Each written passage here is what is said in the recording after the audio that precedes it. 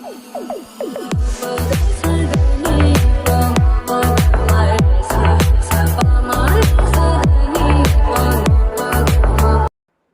To channel. இன்னைக்கு நம்ம என்னோட பார்க்க போனால் இந்தியன் டூ ட்ரைலர் தான் பார்க்க போகிறோம். எப்போ எவ்வளோ நாள் வெயிட்டிங் இருக்குது இந்த ட்ரைலருக்காக வெயிட் பண்ணிட்டு இருந்தது.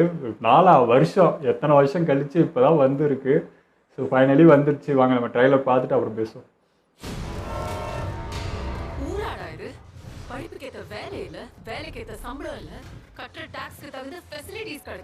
இப்போ நடக்கிற பிரச்சனை எல்லா ஊரும் காட்டுறாங்க. திருடுறவன் திருடிட்டு தான் இருக்க போறான், தப்பு செய்யறவன் தப்பு செஞ்சுட்டு தான் இருப்பான். நம்மள ஆளாளுக்கு ஊரை குறை சொல்லிக்கிட்டே இருக்கும். சிஸ்டம் சரியில்லை, சரி பண்ணணும், வாழ்க்கையே பேசுவோம். ஆனா சரி செய்யறதுக்கு ஒரு தூர்ப்ப கூட கிள்ளி போடுறது இல்லை. Just barking dogs. அதனால கட்டிட்டு இருக்கோம். எல்லாரும் கடிச்சு கொதற ஒரு ஹண்டிங் டாக் வரணும். அப்படி யாரா இருக்கா? இருந்தாரு. இந்தியன்ஸ் இவரு இருக்காரு. சேனாபதி ஃப்ரீடம் ஃபைட்டர். இதாங்க கெட்டப்லாம் சைனீஸ் மாதிரி இருக்காரு. முடியல நீளமாயிட்டு.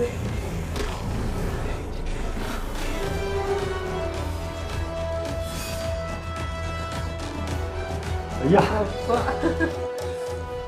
வயசு ஏறுன்னு பார்த்தா குறையுது.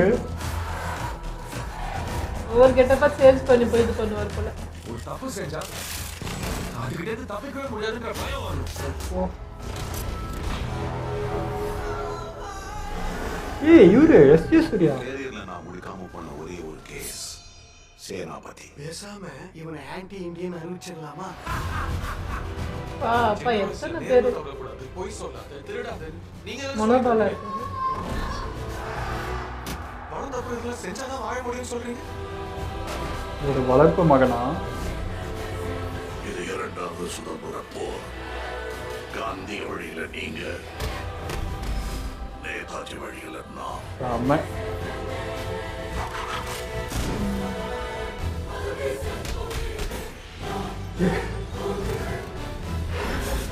போய் கத்துட்டு வந்திருப்பாரு போல. ஆமா, மாடர்ன் தாத்தாவா இருக்காரு. முடியாது. இன்னும் எங்க இருக்காருங்க? டாமஞ்சேரி ஆட்டம் ஆரம்பிச்சிருச்சு. எங்க ட்ரைலர் வேற லெவல்ல இருந்துச்சுங்க. தாத்தாக்கு வயசாகனு பார்த்தா எங்க ஆயிட்டு இருக்காரு. இறுக்கமா ஒரு மாதிரி ஸ்டிப்பா இருந்த ஆளு இதுல ஒரு மாதிரி பன்மோடு பண்றாரு. எல்லா ஸ்டென்ட்டும் பண்ணிட்டு இருக்காரு. வேற மாதிரி இருக்காரு இவரு. வயசுன்னு குறைஞ்சிச்சு அவங்களுக்குன்ற மாதிரி தான் இருக்கு. அதுல ஃபர்ஸ்ட் இந்தியில வந்து கொஞ்சம் காமா இருப்பாரு அவரு. ஒரு மாதிரி என்ன ரொம்ப ஸ்ட்ரிக்டா ஒரு மாதிரி இருப்பாரா. இதுல அப்படியே கொஞ்சம் வேற மாதிரி தானே. எனக்கு வந்து அந்த ஏஜ்டு காட்டினப்போ நல்லா இருந்தது. ஒரு ஃபீல் கிடச்சி, தாத்தான்ற ஃபீல் கிடச்சிதா. இதில் வந்து கொஞ்சம் யங்கா இருக்காது, நிறைய கெட்டப் போட்டு வராது. ஸோ அது மட்டும் எனக்கு அந்த தாத்தா மிஸ் பண்ணிடுவோமோன்ற ஒரு ஃபீல் இருக்கு. அதாவது காலத்துக்கு ஏற்ற மாதிரி தாத்தா மாறிட்டாரு. இப்போ இருக்க ட்ரெண்டுக்கு ஏற்ற மாதிரி. இப்போல்லாம் நான் வந்து பொறுமையாலாம் இருக்க மாட்டேன், உங்களுக்கு ஈக்குவல்ரா நானும் அப்படின்னு காட்டுறதுக்காக இருக்க மாதிரி இருக்கு. கெட்டப்பே டோட்டல் சேஞ்சு. முடியெல்லாம் வளர்த்துக்கிட்டு முனிவர் மாதிரி ஏதோ தவம் இருந்து அப்படி இருக்கிற மாதிரிலாம் இருந்திருக்காரு.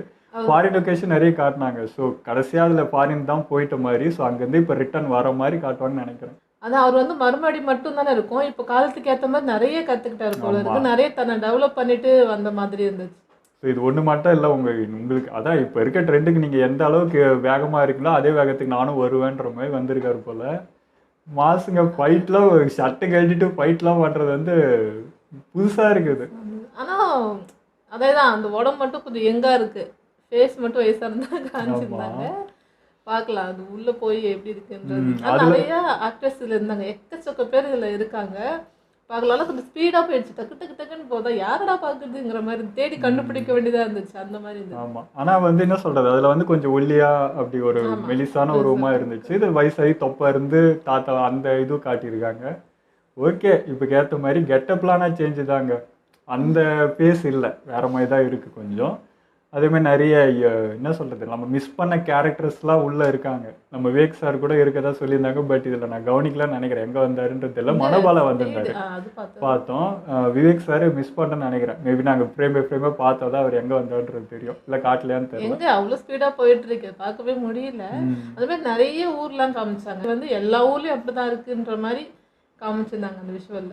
அதாவது ஒரு ஊர் தான், அந்த ஊரில் நடக்கிற பிரச்சனை இது வரைக்கும் தான் அவர் வந்து அந்த சுற்றி நடக்கிறது. பையன் அது வரைக்கும் போச்சு. இப்போ இந்தியாவுக்குள்ளே ஃபுல்லாகவே நடக்கிற பிரச்சனையை வந்து அவர் பார்த்துட்டு இப்போ வர மாதிரி எனக்கு தெரிஞ்சு சித்தார்த் வந்து வளர்ப்பு மகனாக இருந்திருப்பாரோன்ற மாதிரி தான் இருக்குது. ஏன்னா அவர் வந்து அந்த டைலாக் சொன்னார், நீங்கள் தானே எனக்கு சொல்லி கொடுத்தீங்க இதெல்லாம், இப்போ நீங்களே என்ன இப்படி மாறிட்டீங்கன்றப்போ மேபி அவர் குருவாக இருக்கலாம், இல்லை அவர்கிட்ட எதனா வேலை செஞ்சுருக்கலாம், என்னமோ தெரியல. ஏன்னா அவர் முனிவர் மாதிரி கெட்டப்லாம் இருக்காரா, மேபி அந்த ஃபாரினில் என்ன கிளாஸ் நடத்திருக்கலாம், அவர்கிட்டருந்து வந்த சிஷியனாக கூட இருக்கலாம் இல்லையா, இப்படி வேணாலும் இருக்கலாம். அப்படிதான் தோந்து பார்ப்போம். எனக்கு சித்தார்த் ஆக்டிங் பார்க்கணும்னு ஆசை வந்துச்சு. ஏன்னா அவர் எப்போவுமே சோஷியல் மீடியாவிலே எல்லாத்தையும் பற்றி பேசுகிற ஒரு ஆள் ஆச்சா, இப்போ படத்துலேயும் வந்து அதை பேசுகிறோன்னா ஃபிட்டாக இருக்கும் அந்த கேரக்டருக்கு அவருக்கு. ஸோ அதனால அவர் எப்படி நடிச்சிருக்கான்னு பார்க்கணும். ஆமாங்க, எனக்கு சித்தார்த் வந்து என்ன சொல்கிறது, அவர்லாம் வந்து போல்டான கதைகளை எடுத்து தேர்ந்தெடுத்து நடிக்கிறவர். கொஞ்சம் தயங்க காட்டுறவங்களாம் இருக்காங்க. பட் வந்து இவர் இது பிரச்சனை வரும் அதெல்லாம் பார்க்காம கதை வந்து சூப்பர் கதைனா எடுத்து நடிக்கிறார். ஸோ அவருமே இந்த ஸ்டோரிக்குள்ளே இருக்கிறது வந்து ஒரு ப்ளஸ் பாயிண்ட் தான்.